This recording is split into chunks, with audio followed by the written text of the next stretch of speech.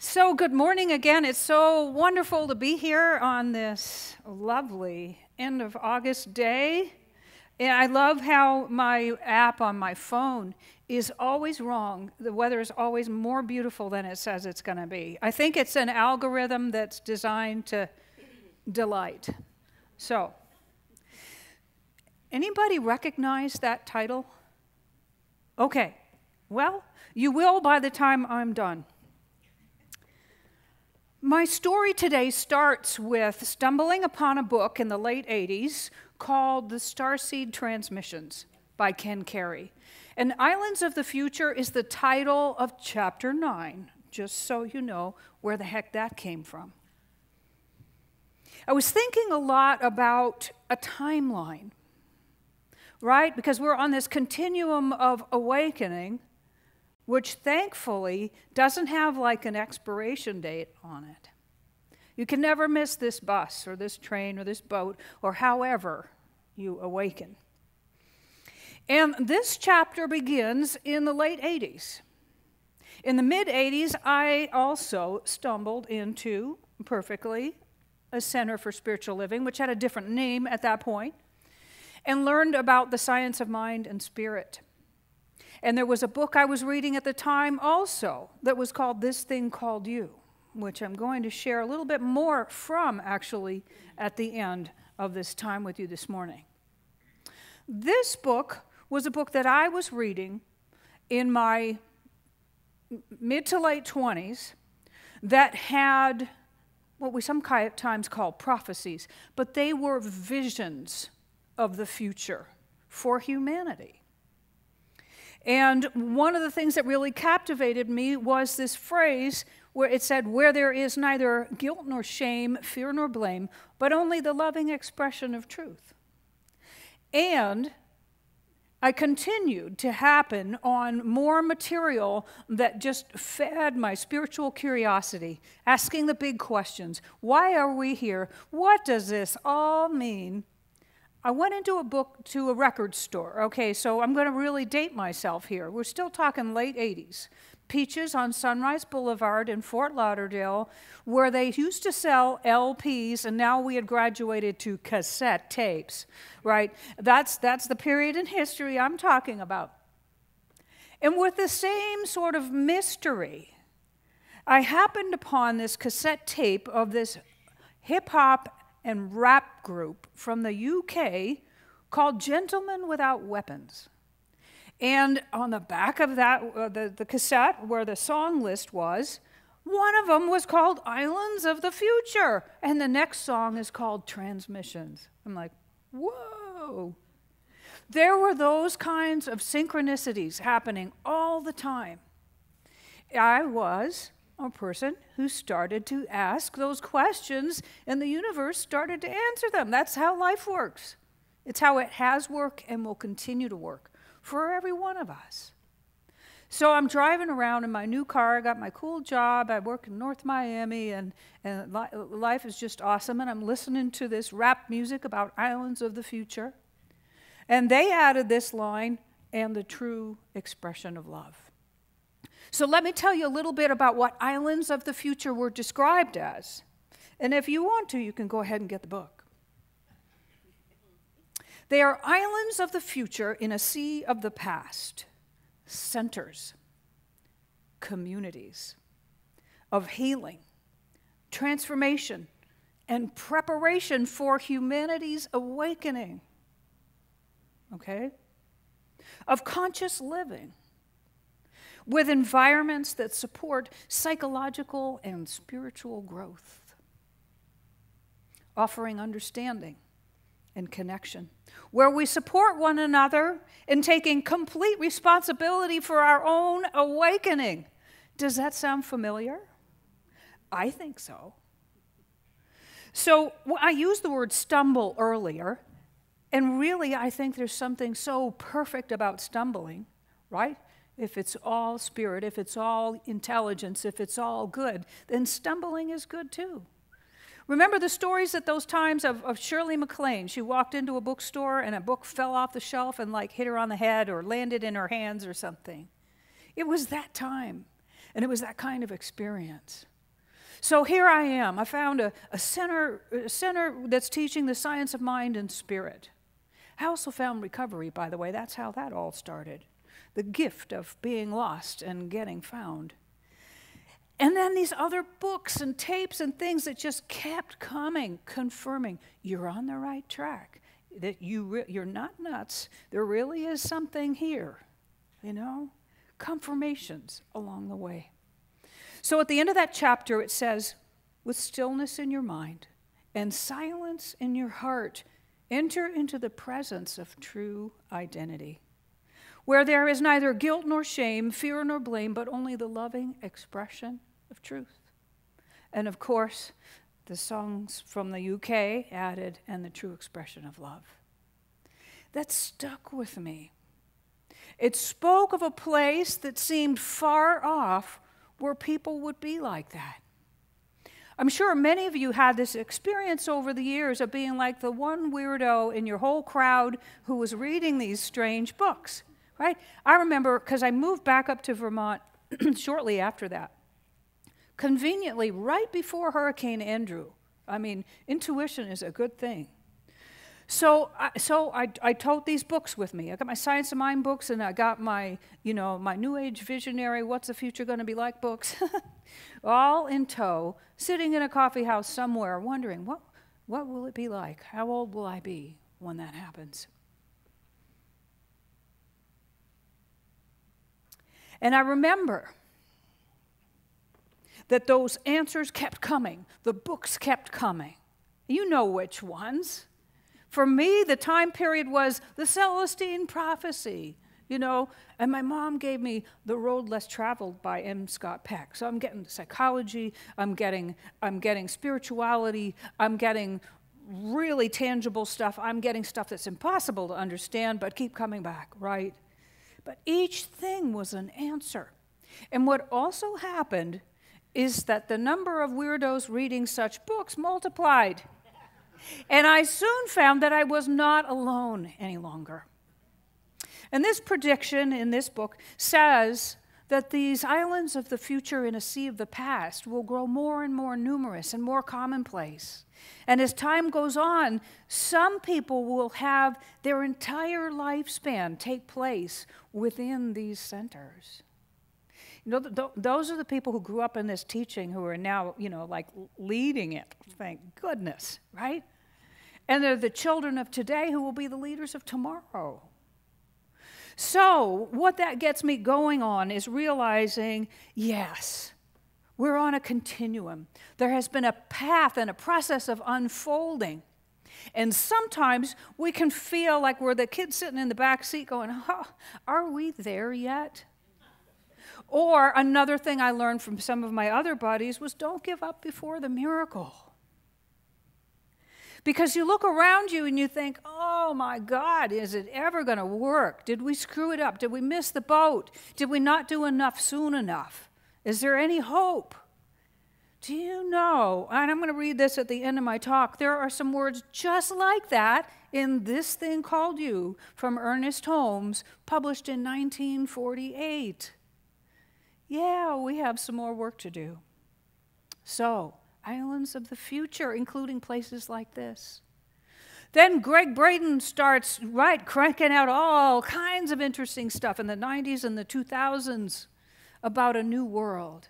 Emerging before your eyes, he says, and then he says, it has arrived, and life as we have known it in the past has changed forever. The question is no longer when will a great shift occur. The question now is, where are the changes leading?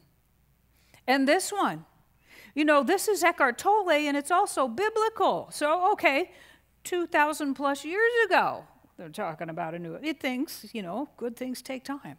So, awareness is the power that is concealed within the present moment, the ultimate purpose of human existence, which is to say, your purpose and mine is to bring that power into this world. And don't we do it by our studying and what we discover and then how we show up and what we have to share? Hopefully when someone asks rather than before, that free advice thing that gets you in trouble. So here comes another part of this evolution. There was a memo that was delivered to us. Now we're in the late 90s. We've jumped ahead about a decade, and Marcia has moved from South Florida to Western North Carolina, unbeknownst to her, like a whole lot of other people we know. And I end up ditching my bed and breakfast for this place called the Center for Creative Living that's over in the cornfield in Fairview. I got to tell that story one more time. My friends were driving 70 miles each way to go there. I'm like, that's what I want, not this bed and breakfast. So I made some new plans. I didn't want to be serving breakfast on Sunday morning. I wanted to be here getting spiritually fed. So yes, I'm one of those people who ended up there about a year and a half or so, sometime in the second year of the formation of Center for Creative Living out in the cornfield. Come next week, you will hear and see the whole story. So Dr. John handed out this memo because here's what else was happening. He was a PhD psychologist who was invited to help a church out in California get their act together because they were so bureaucratically top-heavy, they were flailing and failing, and they needed help big time. And of course, he turned out to be the perfect person for that, and that in itself is an extraordinary story. So he went off to help them, and then he came back here and said, there's something special going on. And just like we voted unanimously to build this building and come here and dig ditches every Saturday and, make walls and stuff, we voted unanimously to follow the heart of our teacher and become part of Centers for Spiritual Living, because we were independent before that. Just amazing how that all came together. Well, here's the memo that was for the transition team of the United Church of Religious Science, because that's where we were in that history. And it was from something called the Trends Journal. So instead of somebody in a spiritual trance or what have you having a prediction about humanity, this was the Trends Journal saying, we have observed this trend happening in society, and we want to tell you about it. So part of it is this. Okay, it says a new major religion is beginning to take shape. It will configure the minds of individuals, form new institutions, and help direct the course of history. People of faiths and no faiths are on a spiritual quest to find answers, melding elements from Eastern thought, from the mystical and traditional religions of the West, and from native Aboriginal traditions, incorporating the universal truths and principles, consistent among all religions, and focusing on the spiritual development that brings people closer to the peace they seek. Does that ring another bell? You see, what I'm getting at is that for me, I realized I just started when I kind of had my big wake-up call in the middle 80s. And then I see that from that place, I was given pieces of a puzzle or pages from a book or something. And when I look back and I put them all together, they also create a path to where we are now. So here's what comes after that. We end up with a new church, but not for long, because we realize, well, that word is so misunderstood. And we'll get to that in a minute. These are a couple of lines from one of my favorite songs from J.D. Martin and Jan Garrett. He says, there's a new church on the horizon made of light, not of stone, calling out to all creation. You are not alone. It's so beautiful. We are one heart, looking for answers, one soul, finding our way through the dark, one dream we share together. We are all a part of one heart. I would recommend that you look that up. J.D. Martin, One Heart. It is such an incredibly moving song, and Centers for Spiritual Living have had them perform it a few times. So we change from church to center because this evolution continues. It's individual and it's collective. And what happens is that church just doesn't feel right, but the word center works really nicely. And wouldn't you know, that's one of the descriptors of islands of the future. The other term that they did a lot of research to determine we like is spiritual community. Islands of the future are communities too, and they're definitely spiritual. You've heard this line, probably from Dr. Barbara and from John and others. We are a teaching center, not a preaching center. And this is a place, right, my words, where we can learn about who we truly are. And as Rick likes to say, how life works. That's really what we do here. We can learn about those universal truths and principles that were named in that Trends journal, right? And how to use them to heal, to grow, and to blossom. How to use them to fulfill our purpose on those islands of a future in the sea of the past. The sea of the past is all the fear and confusion all around us that we're encouraged not to buy into, but to come here instead and get filled up and remember the truth and go another day. So this is part 2 of something that Rick shared with me. It's from an Agape Choir collection by Ricky Byers and the Agape Choir, International Choir. And the song is called A New Territory, and Rick's been sharing it with me, and I've been learning it a little bit. She says, in a new territory, we see the best of life, the best of love, and the very best of everything. You see what's happening? You start out on a search originally, and you do end up somewhere. You seek, and it is, seek, knock, ask, whatever. You ask, and it is given, right? You seek, and you find it, and so on. That's how life, by whatever name you choose to call it, responds when we ask. The universe doesn't give free advice. It just has truth all around you, and when you ask, you've already been built with the eyes to see it, the ears to hear it, the capacity to recognize it. You'll know what to do with it. Isn't that great?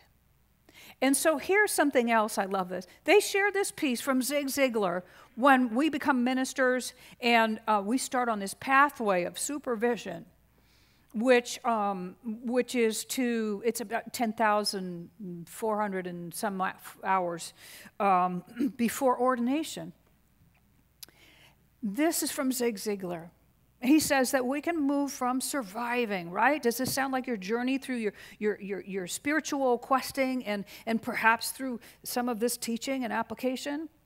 We move from just surviving to striving, which is, okay, I'm working in a very purposeful way, to success. We start having successes, and what happens with those successes is that they build up our capacity to believe. They build up our capacity to dream bigger and to reach further and to test these laws and these principles and let them give us more, and we end up with what he calls significance. To me, this is the same thing as going from surviving to striving to success to significance in this teaching and ending up founding and building a center like this. Are you on to me? Okay. So here's where we end up. A new us.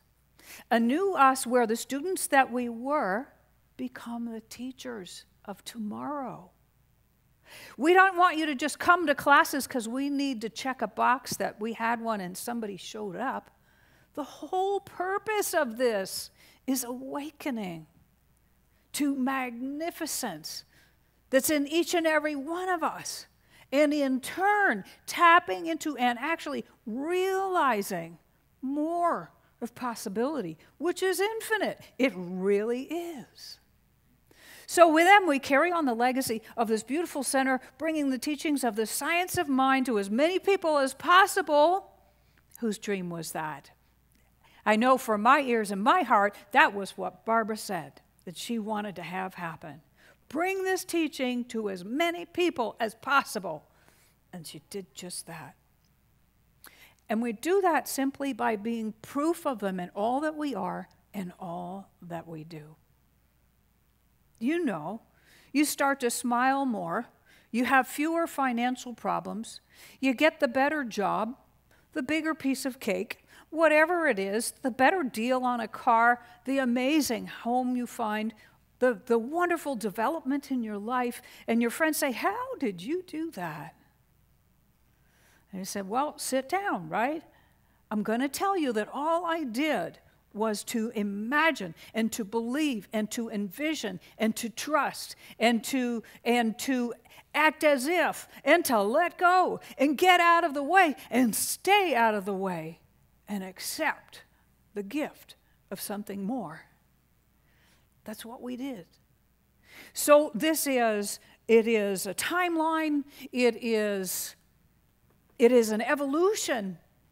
It is a journey of becoming.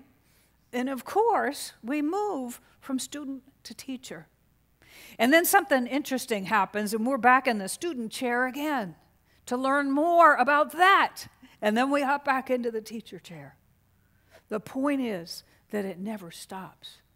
And it's not stopping now because we have more work to do. I'm going to just share a little bit in closing from this thing called you. This is Ernest Holmes, pages 5, and then I'm going to jump back to page 4. Why is the world still impoverished, mentally and physically ill, and apparently unable to become unified? The world stands on the brink of a great abyss, a terrific regression, or, if it chooses, faces the horizon of a glorious day, a new age. And backing up to the previous page of this thing called you is the charge. You are to believe with utmost simplicity and with complete faith that there is a pattern of your being, or a real spirit of you, which is as eternal as God. And you can say whatever term you're most comfortable with. As indestructible as reality with a capital R, and as changeless as truth with a capital T. This pattern is seeking to manifest through you. Back of it all is all the will and the purpose of the universe, all the irresistible laws of being. Finally, it will win. Finally, it will win. That's so extraordinary. The win is not only our own awakening, it is the timely gift of that awakening that we bring to the world.